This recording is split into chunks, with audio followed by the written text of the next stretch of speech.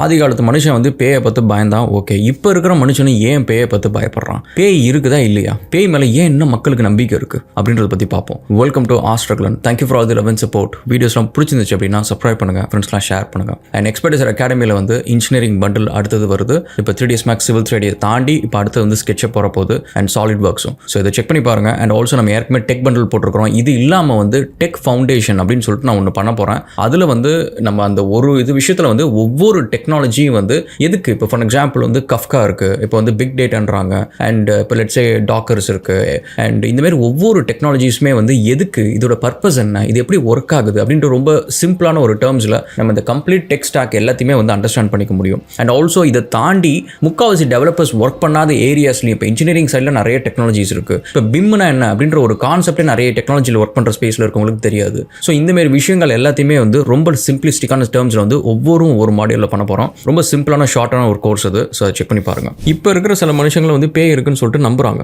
ஆனால் அந்த நம்பிக்கை கூட வந்து சம்டைம்ஸ் வந்து ஏதோ ஒரு மூட நம்பிக்கைன்னு கூட வச்சுக்கலாம். பட் அந்த நம்பிக்கையை தாண்டி எப்படி அவனுக்கு ஒரு பயம் இருக்குது. அதாவது இன்றைக்கி நான் உங்களை வச்சு ஒரு விஷயம் சொல்லி பயமுறுத்தலாம். இதெல்லாம் பண்ணால் அப்படிலாம் வந்துடும் அப்படின்ட்டு ஏதோ ஒரு பயம் சொல்லலாம். அந்த பயத்தை நீங்கள் வந்து ஒரு 2 நாள் 3 நாள் நினச்சிட்டு இருக்கலாம். பட் 1 மாதம் ஆகுது, 2 மாதம் ஆகுது, அந்த பயத்தை நீங்கள் வந்து கண்ணால் பார்க்கல. அப்போ என்ன ஆகும் அப்படின்னு பார்த்தீங்கன்னா அந்த பயம் உங்களை விட்டு போயிடும். சரி, இதெல்லாம் சும்மாப்பா அப்படின்னு சொல்லிட்டு போயிடும். பட் பேயை பற்றி இன்னும் ஏன் பயப்படுறான்? ஏன்னா நீங்கள் கவனிச்சுன்னு வச்சுக்கலாம், ஆதி காலத்து மனுஷன் வந்து சாமியை பார்த்து பயந்தான், பேயை பார்த்து பயந்தான். சாமி கண்ணை குத்திருன்றதை நம்பினான், இருட்டில் போனால் பேய் வந்து அடிச்சிருன்றதையும் நம்பினான். பட் இப்போ இருக்கிற மனுஷன் வந்து நீங்கள் சாமியை ரொம்ப தீவிரமாக கும்புறவங்களுக்கு கூட எடுத்துக்கோங்களேன், சாமி கண்ணை குத்திடும் அப்படின்னு வச்சுக்கோங்க, நம்ப மாட்டாங்க, அவங்க சிரிப்பாங்க. ஆனால் சாமி நம்பிக்கையே இல்லாதவங்க கூட வந்து இருட்டில் போகிறதுக்கு பயப்படுவான். ஏன் இருட்டை பார்த்து பயப்படணும்? ஏன்னா இருட்டில் வந்து சிங்கம் புலி இருக்க போதா, இல்லை யாராவது கத்தியில் வச்சு குத்த போகிறாங்களா? இருட்டை பார்த்தவொடனே எது அவனுக்கு பயமுறுத்துது, எது அவன் ஞாபகத்துக்கு வருது அப்படின்னா பேய் தான் ஞாபகத்துக்கு வருது. ஈவன் நார்த்திகனாக இருக்கிற நான் கூட வந்து நீங்கள் பார்த்தீங்கன்னா எனக்கு இதெல்லாம் எதுவுமே நம்பிக்கை இல்லைனாலுமே சில நேரம் வந்து இருட்டை பார்த்தா நம்மளுக்கு ஏன் வந்து இந்த எமோஷன்ஸ் ட்ரிகர் ஆகுது, இதுமாரி விஷயம்லாம் எனக்கு ரொம்ப ஆர்வமாக இருக்கும். ஏன் இப்படி, எனக்கு என்ன இப்போ வெளிச்சத்துக்கும் இருட்டத்துக்கும் என்ன டிஃப்ரென்ஸ்? என் கண்ணுக்கு தெரியாமல் இருக்கிற ஒரு உலகத்தை பார்த்து நான் ஏன் பயப்படணும்? ஸோ அப்படின்ற ஒரு விஷயத்துக்கு பின்னாடி என்ன கனெக்ஷன் இருக்குது? பேய்ங்க மேலே நம்மளுக்கு நம்பிக்கை இருக்கிறதுக்கு பின்னாடி வந்து ஆதாரம் இல்லைனாலும், இந்த கான்ஸ்பிரசி தியரிஸ் மாதிரி தான், ஆதாரமே இல்லைனாலும் ஏன் மக்கள் அதை இன்னும் வந்து கேட்கறதுக்கு ஆர்வத்தோடு இருக்கிறாங்க?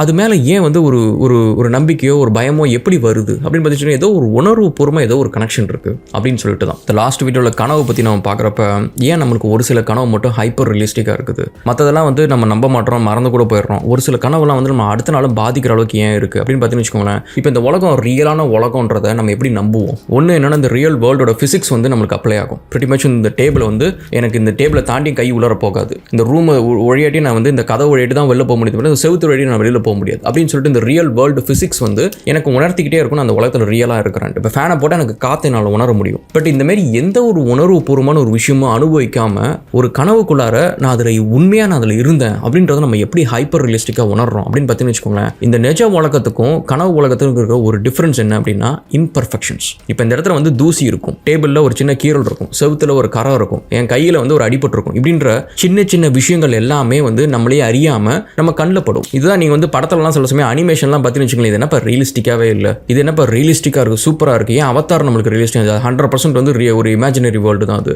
ஏன் வந்து அதேமாரி வேறு ஏதோ ஒரு இந்தியன் படத்தில் வர கிராஃபிக்ஸ் வந்து இந்த ஆதி புருஷ் இந்த மாதிரி படத்துலலாம் வரதெல்லாம் ஏன் ரியலிஸ்டிக்காக நம்மளுக்கு ஃபீல் ஆகல அப்படின்னு பார்த்தீங்கன்னா இந்த பர்ஃபெக்ஷன் அதனால் இந்த கிராஃபிக்ஸ் பர்ஃபெக்ஷனாக இருக்குன்றது அர்த்தம் கிடையாது. அதில் இந்த ரியலிசமில் இருக்கிற இம்பர்ஃபெக்ஷன்ஸ் இல்லாதனால அது வந்து ஒரு ஆர்டிஃபிஷியலாக பர்ஃபெக்டாக இருக்குது அப்படின்ற ஒரு இடம் தான். ஸோ அப்போ நம்ம கனவு வந்து ஹைப்பர் ரியலிஸ்டிக்காக இந்தமாரி எந்த ஒரு உணர்ச்சியும் இல்லை. இந்த டேபிளை நான் இப்போ ஃபீல் பண்ணுற மாதிரி என்னால் கனவுல ஃபீல் பண்ண முடியாது. இந்த ஃபேனை போட்டால் காற்று வந்து என் கையில் உணர முடியும். இந்தமாரி எந்த ஒரு உணர்ச்சியும் என்னால் வந்து கனவுல உணர முடியாது. இருந்தாலும் என் கனவு வந்து எனக்கு ஹைப்பர் ரியலிஸ்டிக்காக இருந்துச்சு அப்படின்றதுக்கான காரணம் என்னன்னு வச்சுக்கோங்களேன், அந்த இருக்கிற இம்பர்ஃபெக்ஷன்ஸ். இன்னைக்கு எனக்கு என் செவுத்தில் இருக்கிற கரை எனக்கு தெரியுதுல்ல, இதேமாரி கரை இந்தமாரி ஒரு இம்பர்ஃபெக்ஷன்ஸ் எல்லாமே என்னோட சில கனவுகளில் நான் பார்க்க ஆரம்பிப்பேன். அதுக்கான காரணம் நம்ம எப்படி அப்போ தெரியுது அப்படின்னு பார்த்தீங்கன்னு வச்சுக்கோங்களேன். ஏன்னா நம்ம மனசில் பதிகிற விஷயங்கள் எல்லாமே பார்த்தீங்கன்னு வச்சுக்கோங்களேன், ஏதாவது 2 மனுஷங்க செய்கிற சண்டையோ கோவமோ இல்லை ஒரு அழகான ஒரு கார் ஆக்சிடென்ட் ஆகிறதோ இந்தமாரி ஏதாவது ஒரு விஷயம் நம்மளை இம்பாக்ட்ஃபுல்லாக நம்மளை பாதிச்சிருக்கும். அந்த ஒரு விஷயம் வந்து நம்ம கனவுல வந்து ஒரு சின்ன சீனாக கூட வந்து நிற்கும். பட் அந்த விஷயம் ரியலிஸ்டிக்காக ஃபீல் ஆகிறதுக்கு வந்து நம்மளுக்கு அந்த இம்பர்ஃபெக்ஷன்ஸ் நம்ம கண்ணில் நம்மளுக்கு தெரியாமல் நோட்டீஸ் பண்ணிட்டு இருப்போம். அந்த இம்பர்ஃபெக்ஷன்ஸ் தான் நான் வந்து சொன்னேன்,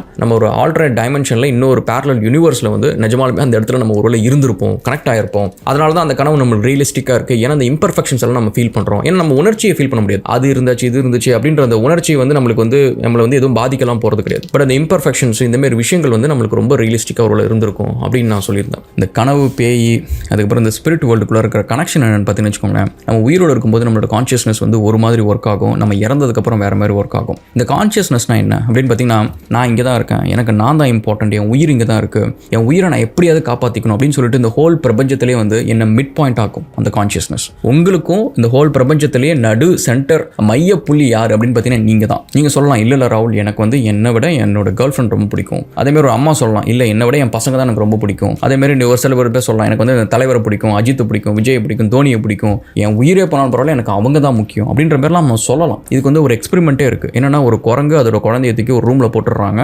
அண்ட் ரூமுக்கு கீழே வந்து தரையை வந்து ஹீட் பண்ணுறாங்க, நெருப்பு வச்சு ஹீட் பண்ணுறாங்க. ஃபஸ்ட்டு கொஞ்ச நேரம் அந்த வலியை பொறுக்க முடியாது, அந்த குரங்கு வந்து ஓடுது. ஆனால் குழந்தைய பத்திரமா வச்சுக்கிட்டு ஓடுது. அப்போ அதோட கான்ஷியஸ்னஸ் என்ன சொல்லுது அப்படின்னு பார்த்தீங்கன்னா, உனக்கு வலி பொறுத்துக்க முடியுது, தப்பிக்க பாரு, குழந்தைய பத்திரமா பார்த்துக்கோ அப்படின்னு சொல்லிட்டு இருந்த அதே கான்ஷியஸ்னஸ் தான் நெருப்பு அதிகமாக வச்சதுக்கப்புறம் வலி தாங்க முடியாமல் அந்த குழந்தைய கீழே போட்டு அதுக்கு மேலே ஏறி நிற்குது. இப்போ அந்த கான்ஷியஸ்னஸ் பார்த்தீங்க அப்படின்னா ஒரு 5 நிமிஷம் 10 நிமிஷத்துலேயே வந்து டக்குன்னு மாறிடுது. இது என்ன அப்படின்னு பார்த்தீங்கன்னா, நம்மளோட ஆசைங்களை பொறுத்து தான் நம்மளோட கான்ஷியஸ்னஸ் இவால்வ் ஆகும். இன்னைக்கு வந்து நம்ம எஸ்பெஷலி நீங்கள் அந்த குழந்தைங்களை பார்த்துன்னு வச்சுக்கலாம், அதுக்கு ஒரு செல்ஃப் அவேர்னஸே இருக்காது. நீங்கள் வந்து ஒரு கத்தி எடுத்து சும்மா குத்துற மாதிரி போனீங்கன்னு வச்சுக்கலாம், அது சிரிக்கும். அதுக்கு தெரியாது நீங்கள் அதை கொலை பண்ணுறதுக்கு வரீங்க அப்படின்றது அதுக்கு தெரியாது.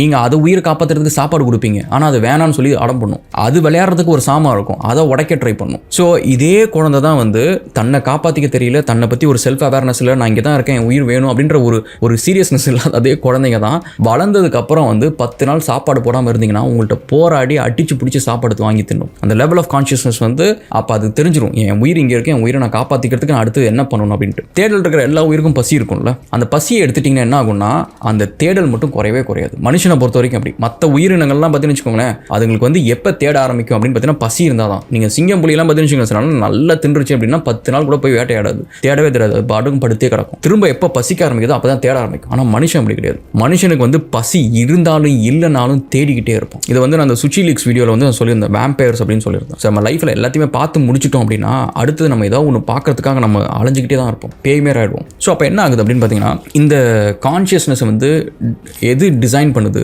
எது வந்து மேனிப்புலேட் பண்ணுது அப்படின்னு பார்த்தீங்கன்னா ஆசைங்க தான். இதனால தான் நம்ம வந்து சொல்லுவோம், நம்ம ஊரில் மட்டும் கிடையாது, உலகத்தில் இருக்கிற எல்லா பேய் படத்துலையும் நீங்கள் பார்த்தீங்கன்னா இந்த பேய் ஏன் உருவாகுது, ஏன் பேய் ஆனாங்க அப்படின்ற ஒரு கதையை நீங்கள் ஒரு பேக் ஸ்டோரி இருக்கும், அதை கேட்டிங்கன்னு வச்சுக்கோங்களேன், அவருக்கு தீராத ஆசை இருந்துச்சு அப்படின்னு சொல்லிட்டு. பட் உலகத்தில் எத்தனையோ பேருக்கு தீராத ஆசை இருக்குது, ஏன் அவங்க எல்லாரும் பேயா வரதில்லை, ஏன் ஒரு சில பேர் மட்டும் பேயா வராங்க. ஸோ அப்படின்னு பார்க்குறப்ப இட் லுக்ஸ் லைக் அ கிளிச். ஏன்னா இந்த உலகம் வந்து ஃபார் எக்ஸாம்பிள் வந்து சொர்க்கம் இருக்குது, நரகம் இருக்குது, பூமியில் செத்தவங்கலாம் வந்து ஒன்று அங்கே போகிறாங்க இங்கே போகிறாங்க, எல்லாத்துக்குமே தீராத ஆசை இருக்குது, ஏன் ஒரு சில பேர் மட்டும் பேயா வராங்க அப்படின்னு பார்த்தீங்கன்னா there is a glitch in code. So அந்த glitch in code எதனால் நடக்குது. இப்போ இந்த glitch in code வந்து நம்ம எப்படி ப்ரூவ் பண்ணுறது அப்படின்னு பார்த்தீங்கன்னு வச்சுக்கோங்களேன், நம்ம வந்து இந்த தூக்கத்தில் வந்து நம்ம இந்த ரியலிஸ்டிக்காக ட்ரீம் வர விஷயத்தை நம்ம சொல்கிறப்ப நம்மளோட கான்ஷியஸ்னஸ் வந்து ஏன் வந்து ஒரு சில விஷயத்தை வந்து ஒரு ட்ரீம் வந்து ரொம்ப ஒரு ஹைப்பர் ரியலிஸ்டிக்காக இருக்குது அப்படின்னா, நம்மளோட கான்ஷியஸ்னஸ் வந்து பேரலல் யூனிவர்ஸில் இருக்கிற இன்னொரு நம்மளோட க்ளோனை வந்து அந்த கனெக்ட் பண்ணுது, அந்த கனவு மூலியமாக கனெக்ட் பண்ணுது. ஸோ அப்போ என்ன ஆகுதுன்னா அந்த கான்ஷியஸ்னஸ் வந்து இந்த இடத்துல தான் இருக்குது, நம்ம இங்கே தான் இருக்கிறோம், ஜஸ்ட் கனெக்ஷன் மட்டும் தான் நடக்குது. பட் அதுவே நம்ம இறந்துட்டோம்னு வச்சுக்கோங்க, இதுக்கு தான் வந்து நியர் டெத் எக்ஸ்பீரியன்ஸ்னு சொல்லுவாங்க. இதுக்கு நிறைய கேசஸே இருக்குது, ஸ்டடீடு கேசஸே இருக்குது. ஒரு நியூரோ சர்ஜனே இருக்கார், அவர் ஆக்சுவலி ஒரு பெரிய புக்கே எழுதியிருக்கிறார். இவங்க என்ன சொல்லுவாங்கன்னா அவுட் ஆஃப் பாடி எக்ஸ்பீரியன்ஸ் அப்படின்ற ஒரு விஷயத்த சொல்லுவாங்க. இதில் வந்து பேம் ரெனால்ட்ஸ் அப்படின்னு சொல்லிட்டு ஒருத்தர் வந்து 1991 அவர் வந்து இந்த இறந்ததுக்கு அப்புறம் வந்து இவங்க நிறைய பேருக்கு வந்து பார்த்தீங்கன்னா வெவ்வேறு ரீஜனு, மொழி வேறு, படிப்பு வேறு, இவங்களுக்குள்ள கனெக்ஷன் கிடையாது, இந்த பற்றியான இன்ஃபர்மேஷன் கூட நிறைய பேருக்கு தெரியாது. ஆனால் அவங்க நிறைய பேர் டிஸ்கிரைப் பண்ண ஒரு சில விஷயங்கள்லாம் இருக்குது பார்த்தீங்கன்னு வச்சுக்கோங்களேன், ஒற்றுமையாக இருக்கும். அதாவது ஒரு வெள்ளை கலரில் ஒரு உருவம் பார்த்தோம், வெளிச்சமாக இருந்துச்சு, அண்ட் இருட்டாக இருந்துட்டு அதுக்கப்புறம் வெளிச்சமாக இருந்துச்சு, பாட்டு சத்தம் கேட்டுச்சு, நான் அது வரைக்கும் அந்த மாதிரி பாட்டு கேட்டதில்லை, ரொம்ப அமைதியாக இருந்துச்சு, என் மனசு ரொம்ப காம் ஆகிடுச்சு. ஆனால் இவங்க எல்லாருக்கிட்டே இருந்த ஒரு விஷயம் என்ன தெரியுமா, நம்ம எல்லாருக்குமே சாவை பற்றி பயம் இருக்கும். நீங்கள் வந்து இந்த நியர் டெத் எக்ஸ்பீரியன்ஸ் பண்ணவங்க எல்லாத்தையுமே அவங்களோட புக்ஸ் எல்லாரும் எழுதியிருப்பாங்க, நிறைய பேர் எழுதியிருப்பாங்க. அது எல்லாத்துலேயும் நீங்கள் வந்து சினாப்ஸ் படிச்சுன்னு வச்சுக்கோங்களேன், அவங்க யாருக்குமே சாவை பார்த்து பயம் இருக்காது, அவங்க சாவை வேறு மாதிரி பார்க்க ஆரம்பிச்சிருவாங்க. அந்த நியர் டெத் எக்ஸ்பீரியன்ஸ் நடந்தவங்கலாம் ஏதாவது ஒரு ஆக்சிடென்ட்டோ ஒரு ஹார்ட் அட்டாக்கோ வந்து ஒரு ஃபியூ மினிட்ஸ் வந்து அவங்களுக்கு ஹார்ட் பீட் இருக்காது, பிரெயின் கிட்டத்தட்ட வந்து பிரெயின் ஆக்டிவிட்டியே இருக்காது.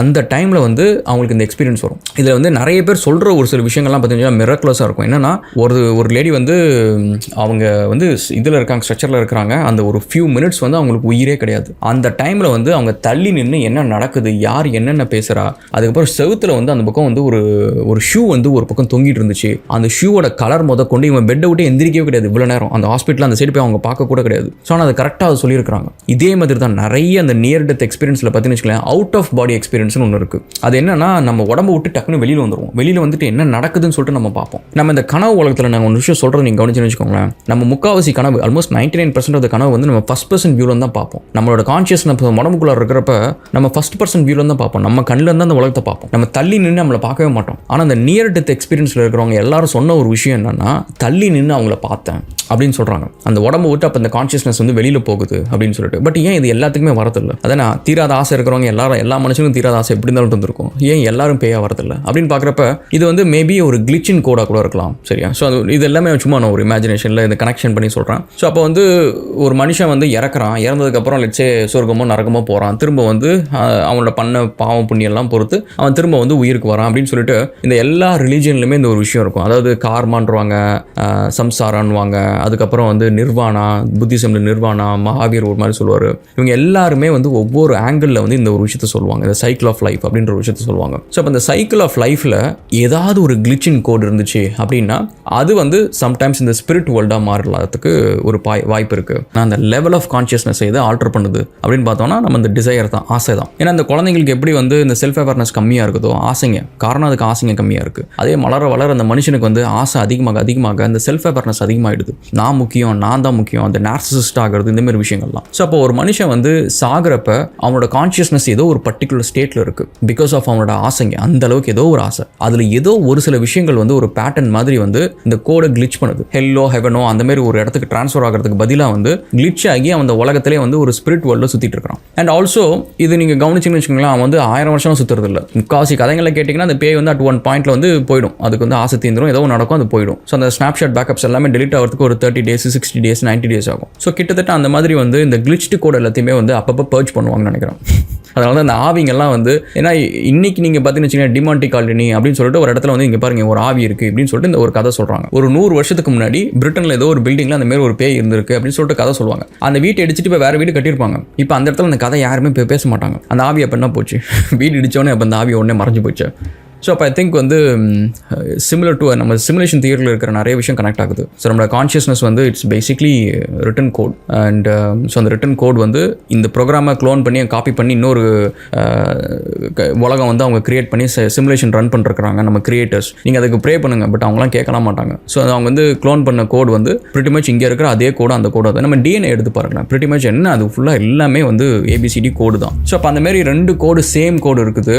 பட் இது ரெண்டுமே வந்து ஒரே ஹார்ட்வேரில் ரன் ஆகுது. பட் 2 டிஃப்ரெண்ட் வர்ச்சுவல் மிஷினில் ரன் ஆகிட்டு இருக்கு அப்படின்றப்ப ஃபார் சம் ரீசன் வந்து ஏன்னா சிபியூக்குள்ளார நீங்கள் பார்த்தீங்கன்னா வெறும் 1s and 0s அந்த மாதிரி தான் ப்ராசஸ் ஆகிட்டு இருக்கு. மேபி நம்ம இருக்கிற சிமுலேஷன் வந்து மேபி குவாண்டம் கம்ப்யூட்டிங்காக இருக்கும். ஸோ அதனால் வந்து maybe it is glitching. Okay, so அதனால் just my theory guys. So இதை உட்காந்து டீகோட்லாம் பண்ணி டைம்லாம் வேஸ்ட் பண்ணாதீங்க. ஸோ இதை பற்றி உங்களோட ஒப்பீனியன் என்ன சொல்லுங்கள். Will see again another video. Thank you guys and cheers.